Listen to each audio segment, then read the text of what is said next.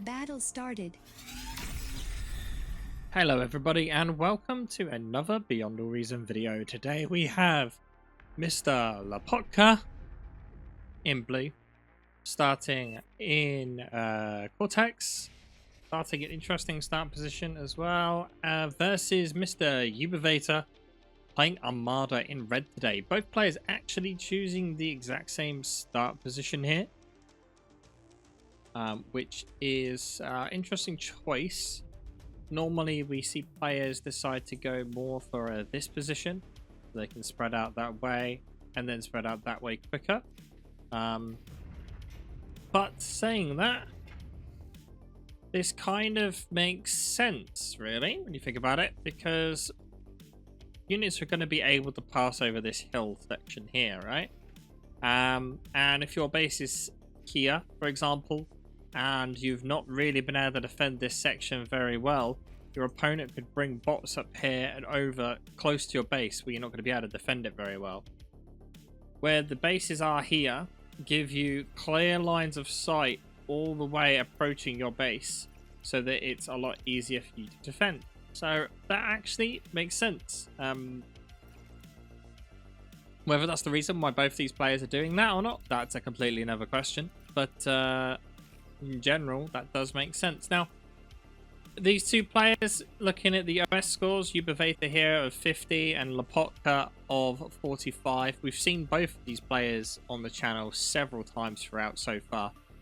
And both of them actually also starting bots. Now, there are some ticks on the way, but while we're waiting for them, very briefly zooming out here, giving you an idea of the map. So this water section around the edge can be traversed by, amphibious units. Also, along the middle section here that I'm marking out for you, those metal points have a higher metal. They're 3.6 as opposed to 1.9. So, big difference in metal income for those. So it is quite important to take control of those as soon as you can, really. So far, Lopatka obviously being purely defensive here. Grunts will deal with ticks fairly efficiently if they are positioned well, and Lopatka doing a great job at positioning these units very well so far. Now, for the very brief cut here, I've just increased the icon size, as one of you in the comments very rightly said that on a phone it's a lot more difficult to see what's what. So hopefully that will have helped for you to be able to see more of what the units are when zoomed out on the map. But so far, when it comes to the map, not much difference going on. We can see that there's a substantial amount of grunts now starting to come out. However, Ubivator has a substantial amount of horns going around on this left side. Currently, there is only this single grunt on the left. So they could get past and do a big bit of damage if they are allowed to. So far, vision is a bit of a problem for Lopatka here. He does not know anything about the units over here on the left, and really needs to get some form of thing there. Now, you can tend to see, if we zoom in here, you can tend to see trees and stuff getting knocked over, like that one just there. Even if the radar is not there. So that's just a little cheeky thing to be aware of if you are playing and don't necessarily have vision. That is a way that you can kind of see things coming even if you don't have that vision. Now, Lopatka about to lose easily a construction bot, a res bot, and this expansion. And he seems to be quite happy sacking that in order to get some units prepared to be able to defend his base. He still doesn't have the numbers needed. He is also doing a great job over there attacking, but the most important thing here right now is to just keep an eye on this. Surprisingly, that metal extractor didn't die with 2 health. And there we go. Meanwhile, this is a good size, but equal enough amount of units there. Now, it's not the same as it once was. Grunts used to quite easily be able to outpace spawns and be able to, outrange them. These days, it's not quite the case anymore, as pawns are a little tiny bit faster. And this means that even if you're an Armada player, you are able to keep up with grunt spam.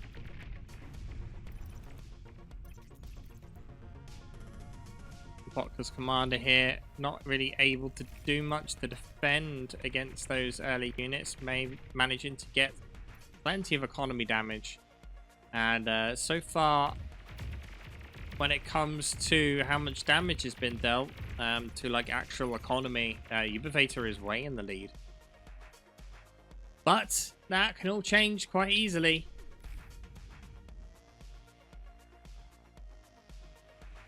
Also, we see a great tick harass here coming in from the side. No units there to defend against this construction bot.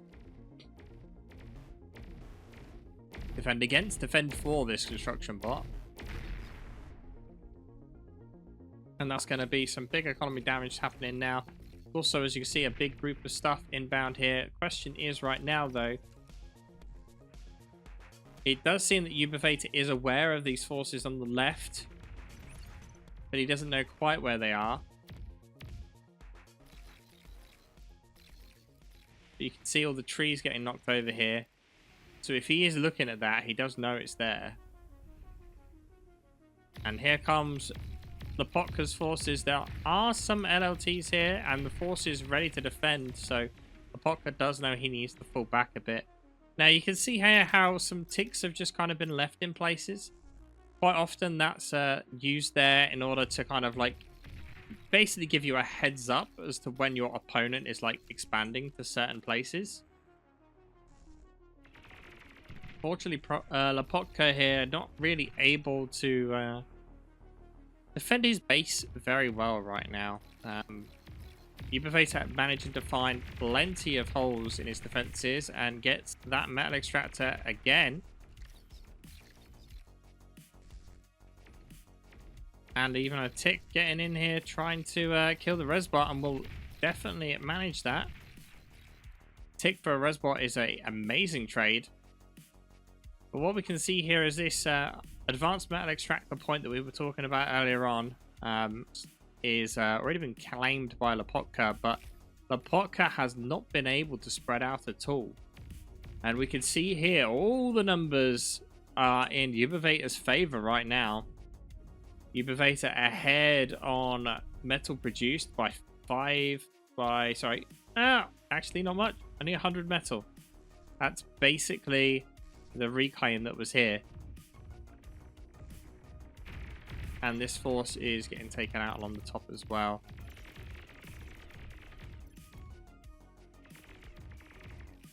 There's not many of them left. They'll get taken out pretty quickly. But yeah, when we look at the numbers, energy produces, a big difference here.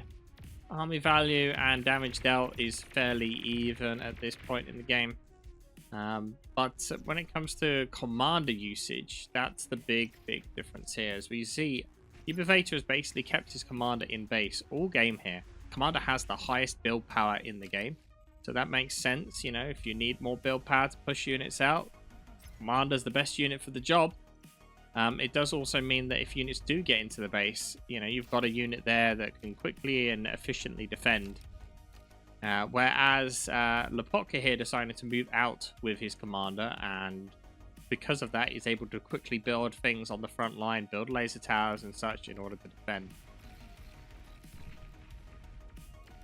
And Lopatka... Oh, okay. I was about to say, Lopatka, very lucky there that LLT was not built in time. This force here in a bit of a precarious position.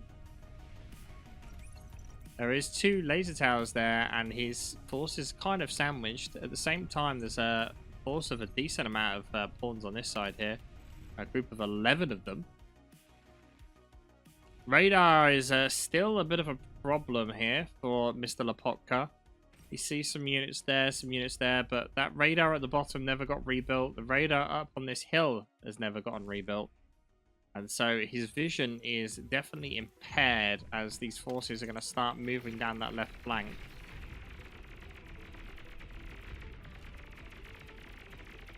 Now, one thing you may end up seeing in this game, with there being so many pawns and grunts and stuff, is the use of self-destruct on LLTs. Laser towers, light laser towers, have a additional explosion radius when they self-destruct, and are very efficient at dealing with large groups of clumped up units if they get too close to the LLT. However, it is extremely difficult to time, so it takes a lot of practice. But if anyone can pull it off, it's definitely these guys right here. Now, we are seeing this Centurion. There's a couple of these now on the field. They are quite expensive. 270 metal, 3,100 energy. But they are literally the perfect unit to go up against grunts. Now, another thing of note here, Mr. Lopatka does not see the massive army moving down this ridgeline. And this is a big force of grunts and pawns moving right into Lopatka. But Lopatka now has the second of the better metal spots on the map.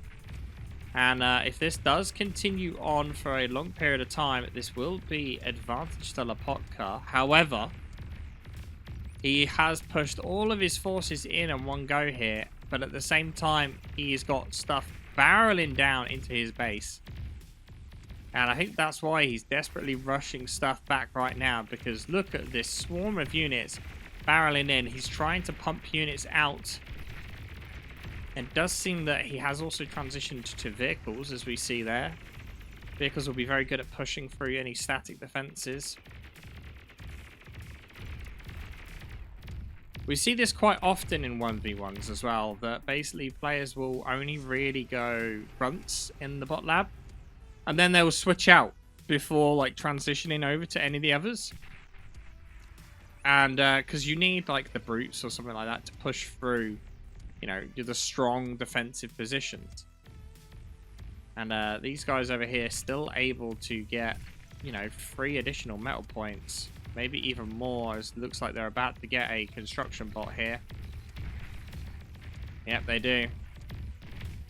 And this is just causing more, like, micro work for Lopatka. He does have an artillery that was heading to the front line, 2 of them. As you can slowly see, his laser towers have been taken out by the rocket bots. For those that don't know, rocket bots do outrange light laser towers. So they are the perfect unit to take out any forward defenses that a commander has built, being that a commander is the only one that can build, well, the only thing he can build is light laser towers. Again though, massive force coming down on this left side here. He does have a radar though, so he is aware that it exists, which is the first key point here. There is also a lot of laser towers and grunts ready to stop that, so that shouldn't be a problem. Unfortunately, he is just slowly artillerying stuff, which against these rocket bots, don't necessarily know if that's the exact right choice here. Maybe should have sent some of these tanks in. But very close game so far. You know, when you look at the stats, there's barely, you know, other than metal produced, everything is below 10% difference between the two. And so it's literally swinging back and forth. Oh, this is a well-placed attack, though, from Ubivator. At the same time as him pushing this force in, he's also pushing in here with the Centurions, just making a bit of a dent into this kind of side over here. And that has basically forced these units to on this side rather than defend the front, and that has made that position crumble. Not only that, but you can see Lopatka losing artillery pieces here. Artillery's not the best thing for dealing with rocket bots. And at the same time, again, you see these units on the mini-map here, on the far right side, and Lopatka just being attacked in so many positions. He's really struggling to kind of defend every single position. Ubivator having to defend his comm though now as Lopatka goes for attack on the comm. Unfortunately, a lot of units degunned there. And again, this grunt force here, or pawns, kind of held somewhat at bay. I don't know what's going on here. Lopatka keeps accidentally building multiple radars right next to each other. Will we see the self-destruct of the LLT? This would be the perfect situation for it. Unfortunately not. Lopatka probably not aware of the situation. And that one LLT will not survive. But with only 2 pawns left in that push, there's not really going to be much there. He desperately needs some res bots, though, to go over here. That would help significantly. Again, on this left side, look how many units are on this left side. Not only that, but some higher tier defenses being built there. Meanwhile, in the middle, Ubivator doing a great job at resurrecting everything there, but this tank force is slowly clearing out around Lopatka's commander here. And the artillery will slowly cause problems if it starts creeping forwards. Armed metal extractor is okay, but against this amount of pawns, it will not suffice. Both Lopatka and Ubivator's commanders, though, right now, in very, very interesting positions. Because they've gone past each other. And the issue for Ubivator right now is if Lopatka just pushed these tanks around like this, Ubivator would not be able to, like, fall back. He's, like, kind of pinned. And that is a very dangerous position for Ubivator's commander to be in. If you're first time watching Beyond a Reason game, just so you know, the commanders, these guys right here, are the be-all and end-all in this 1v1. If either user loses their commander, that's it. Game over. So keeping them safe is very, very important. I feel this rocket bot is set to manual fire. No, it's not. It's on fire.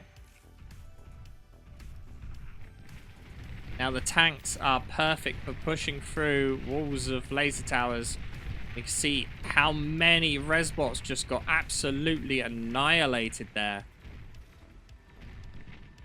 And quickly checking over the bases here, we can see Ubivator's had a bit of enough of this, and he's going for a bomber run. Meanwhile, in Lopatka's base here, kind of a bit stagnant. But basically purely transitioned over to vehicles at this point, building a lot of pounders, which will be perfect against this sort of attack here on the right. And Lopatka never really able to defend on this right side very well. Meanwhile, he does have no air defense in his base whatsoever. That is a big problem. However, trying to keep an eye out, he would have just seen air there. This gunships would have been spotted. And do we see any attempt to build more air defenses? There is a single, 2 air defenses. But no, other than that, nothing else. No urgent rush either to get more air defense. Wing Guards will do a pretty decent job at dealing against this pawn push.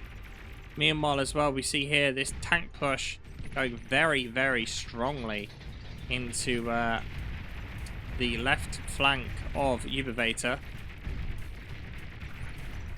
Bombers are well aware that they exist right now and desperately building as many AA units as possible here. Will this be enough? Probably not, as the bombers are about to come waving in. But this left flank here has been cleared out. Will he attempt to main bomb on the base? Don't know. Commander's getting a little bit of harass here, but this is the main important thing, is this attack right here. Huge amount of windmill damage. Clearly not enough AA turrets just yet. The bombers are going down. Unfortunately, the micro was not there to deal with the bombers, to retarget the bombers, that is. He does get a second section, and that chaining is very, very powerful. Meanwhile, in the middle, a lot of lost tanks here from Lopatka. But saying that, the most important thing right here is how close these tanks are to the Ubivator's commander. D-gun's going off. Ubivator's commander down to 900 health, 700 health. Only 19% health left. Ubivator's commander emergency cloaks there, and that was very, very close. Ubivator's commander now back up to 20%. But that was extremely dangerous for Ubivator. At the same time, though, look at how much these maces are pushing in. Brutes are making their way back right towards Lopatka's commander, so he will get quite a lot of those brutes out from that fight. But they desperately need repairs, and he's sending them straight into these maces. And that's gonna lose even more of them, as most of these maces are at full health.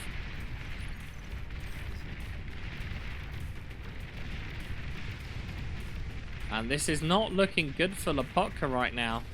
He's done a lot of damage, well, to his opponent's commander, but that's about it. He's lost all of his expansions on the left and right and is not able to secure them whatsoever.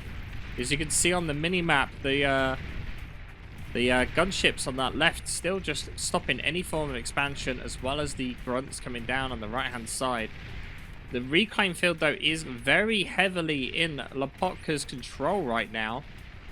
And if he can resurrect all of this force, that will drastically turn the tide of battle. Meanwhile, we see here a little break in the action from Ubivator as he's pulling back, happy to cede that ground as he transitions over to Tech 2. And those bulls will make a dramatic impact, as both of the labs here getting reclaimed to give the metal required in order to build this Tech 2 force. Now, these guys just slowly heading out, trying to kill these gunships so we can finally extend to the left. But so far, it's kind of anyone's game. Very much so. Both players have kind of hurt each other. Lopatka did a substantial amount of, well, damage to the commander and also army damage. And not only that, he's got that entire reclaim field, which is 4.7k metal. He could choose to go to Tech 2 himself, which he currently hasn't. But he is now aware that his opponent has Tech 2, as Tech 2 is taken to the field in the middle here, and that is already a good chunk of balls. These brutes here will not really get any further into this base, and it would be better for Lopatka to properly self-destruct these guys, as to not leave them alive in your opponent's territory.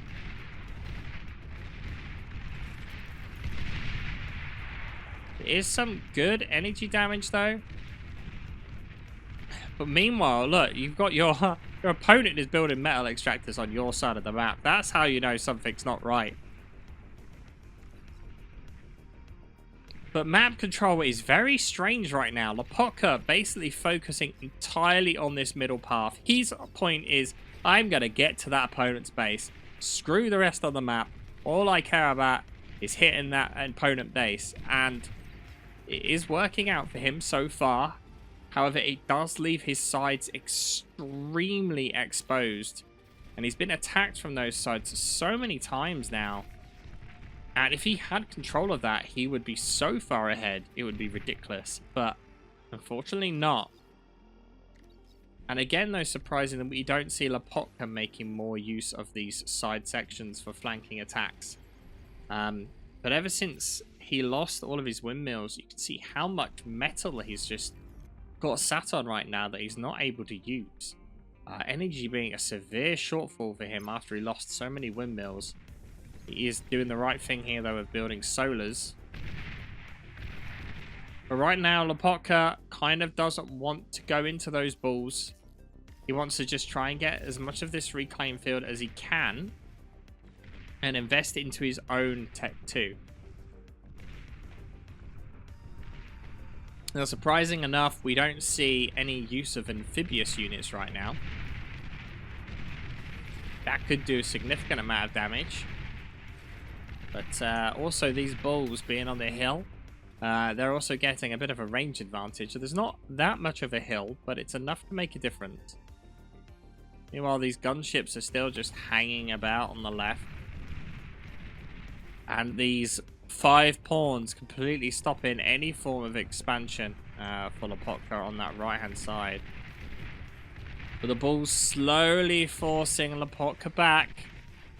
All of this middle section only defended by basic laser towers there. But what do we see here? Surprisingly, Lopatka has transitioned into a bot lab. Now, that I was not expecting. The EMP bots, if used efficiently, will have a massive impact on this game. But to have pyros as your only form of damage, I was not expecting. As we see here, because of the radar jammers, he's able to see them just as they come into range. But just look how much terrain he is having to lose here in order to keep his army alive.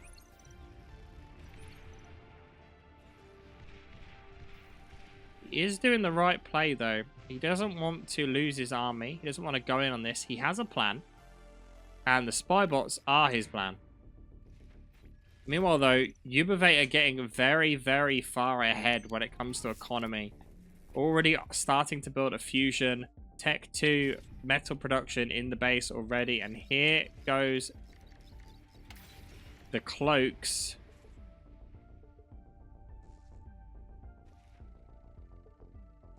Funnily enough, it seems that Ubivator was just moving his forces back in general, as it looks like he doesn't want to go into an attack. Does manage to spot one of the cloaky bots, though. That has kind of given away Lopatka's play. Desperately trying to not get caught out, but this might be a great EMP.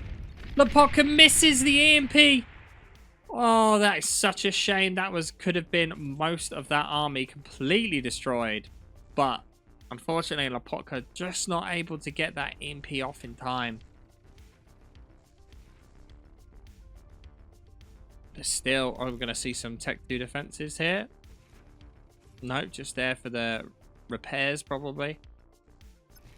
But it's very interesting to see that even with the Tech 2 units coming out, Lopatka just not bothering to secure this side flank at all. Like, there's so many metal extractors he could have had on that side if he just wanted to, but he's choosing not to at all.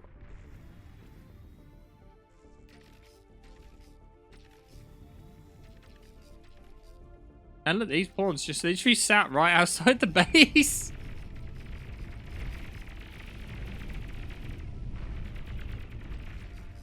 And that there was a prime example of Tech 2 not being the be-all and end-all. Those several pawns was enough to take down Fiend just because they surrounded him.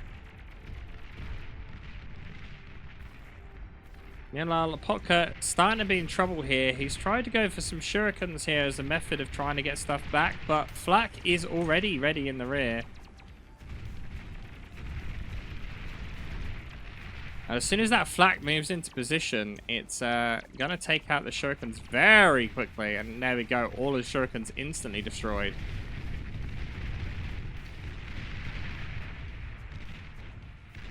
And Fiends are attempting here to make a rush in. Does this look like this is maybe Lopatka's all in? Oh, this extremely forward tracer unit. Made there with the intention to completely remove any chance of EMP bots catching the army. Consult, unfortunately, does not get destroyed in time. And Lopatka again forced back. And again, this army on the right-hand side still not being dealt with.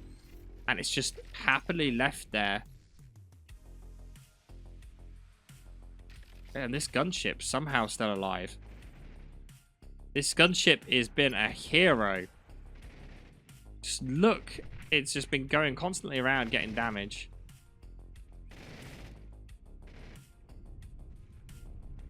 Oh, some different attacks now from Lopatka. Rather than going straight down the middle, he's decided to go a bit around the side, but this Fiend basically dead at this point. He's trying to chase down this console. And actually doesn't think he even knows there's a console there. He doesn't. Does he even know that there's units there? Wow, okay. So Lopatka doesn't even have radar. He doesn't even know that there's guys this side at all. That is very surprising.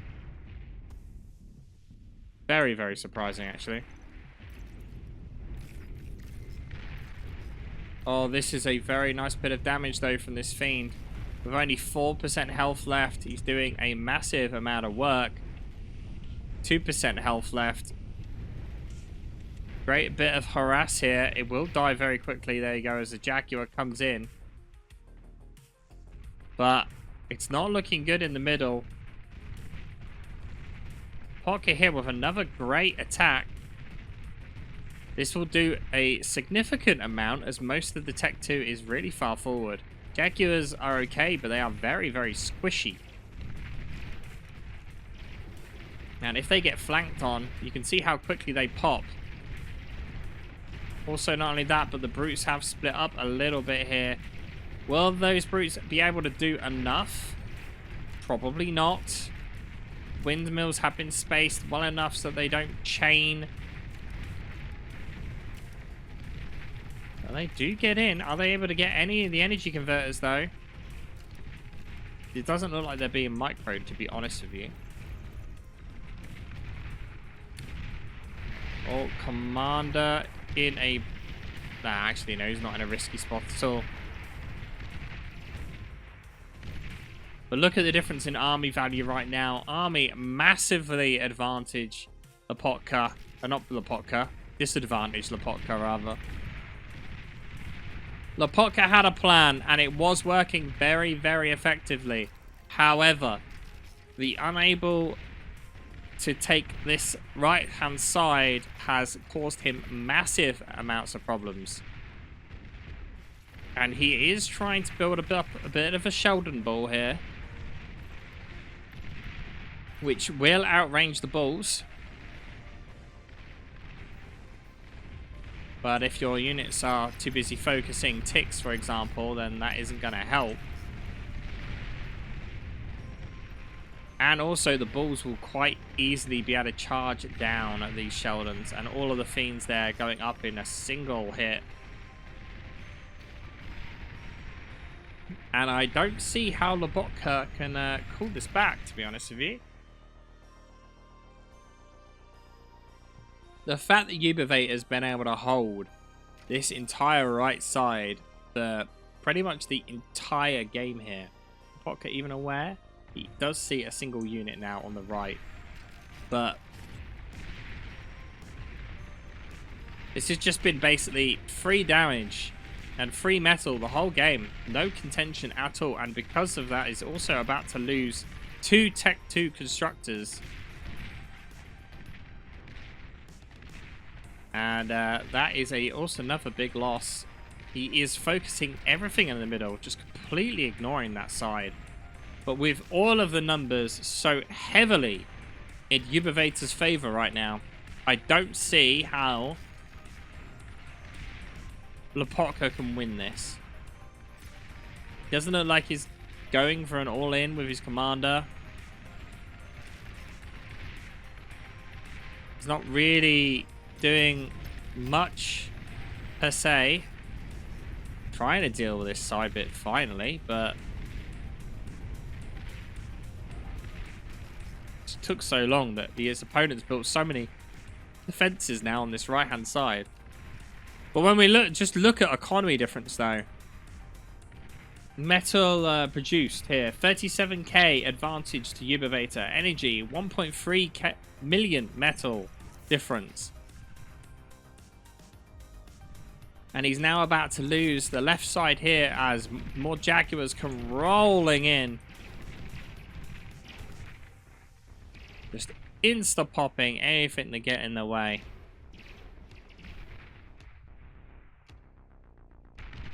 A Sheldon ball will not save you. As we even see a very surprising rattlesnake here. And with that, Lopatka calls the GG. And yeah, unfortunately, Lopatka was just not able to control his flanks at all. The fact that Ubivator held that left side for like the majority of the game is crazy. Lopatka did a very good job attacking though multiple times. I hope you all enjoyed this one. Let me know if there's anyone else you would like me to cast the game of. Thank you all for watching, and I'll see you guys next time.